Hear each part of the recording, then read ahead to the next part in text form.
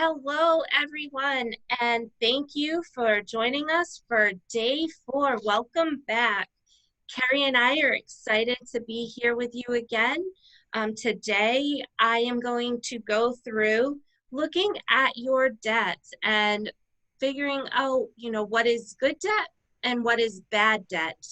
And Kerry's going to go through planning your week for movement. So, starting to go through and putting together a schedule of what you need to do in order to get to the goals that you're trying to accomplish. So, and again, hopefully you've been with us over the past few days. If you haven't, please check out the videos that we have listed for day 1 through 3.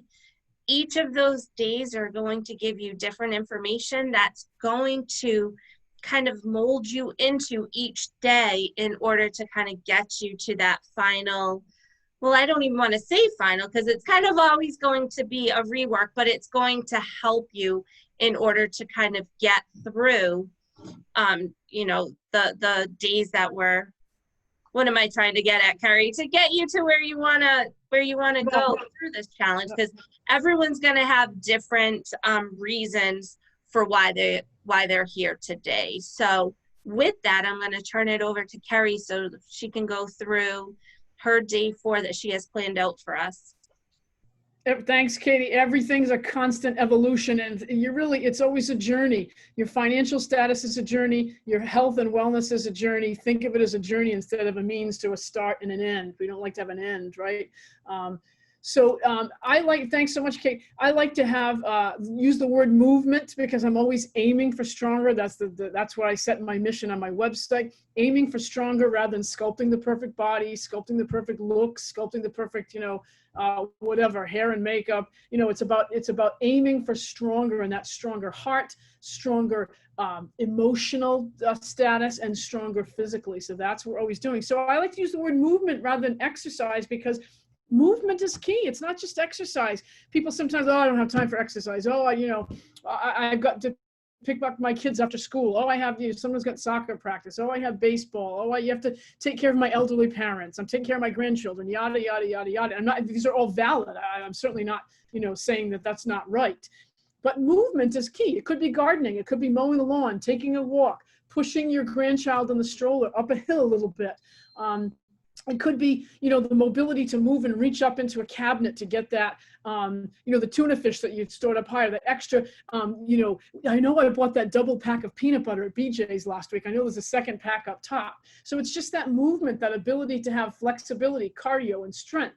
So we're going to try to get you to be stronger in all these categories. So my goal for today, day 4, is to plan your movement.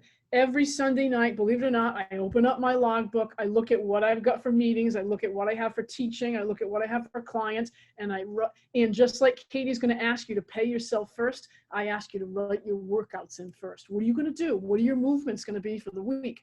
So I'll write down, what day I'm going to do yoga. I'm going to write down what days I'm going to do more cardio-based, really, getting my heart rate up activities. And then I'm going to look at times when I'm going to use some resistance.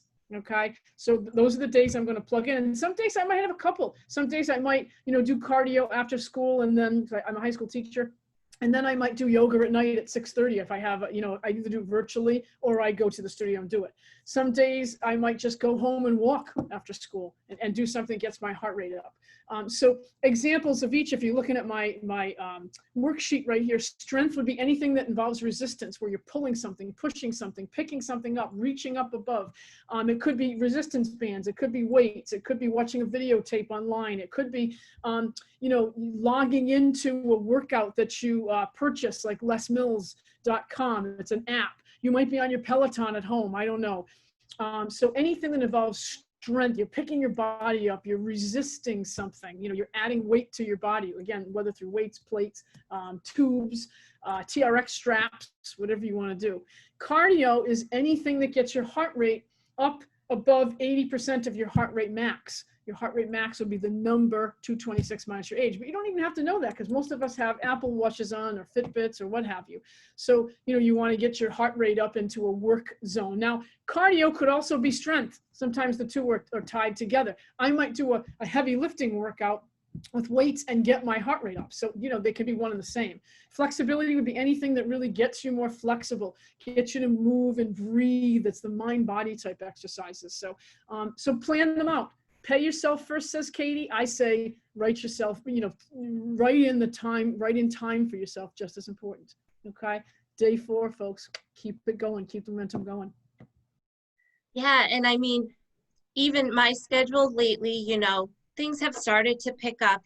There was a while we all had the stay-at-home orders, and, we were doing a lot more that was all virtually, which a lot is still.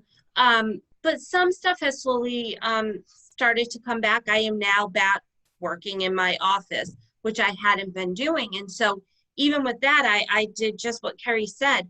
On Sunday, I knew, and I do this anyways, I'm a pretty, going through all this, like I try to do for myself, what I, present or, encourage my clients to do. So I keep a daily planner. Maybe I'm old school, people laugh at me, but I like to write things down. It's just, I'm a very visual person. And so I did that, and I knew last week I couldn't make all my workouts. And I said, you know what?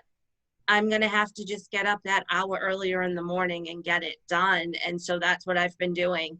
And every week that will change. But if I don't write it down, or if I don't look, I knew I just wouldn't do that. And to me, I enjoy, the cardio or the strength training as a stress relief, and it helps me kind of, settle down for the day. So it is so important to look, to plan, and write things down. It helps keep us accountable, which again, I'm going to stress, if you can put things in the comments, and let us know how you're doing. It's accountability is a big tool in anything in life that you're trying to get to. So thank you so much, Kerry.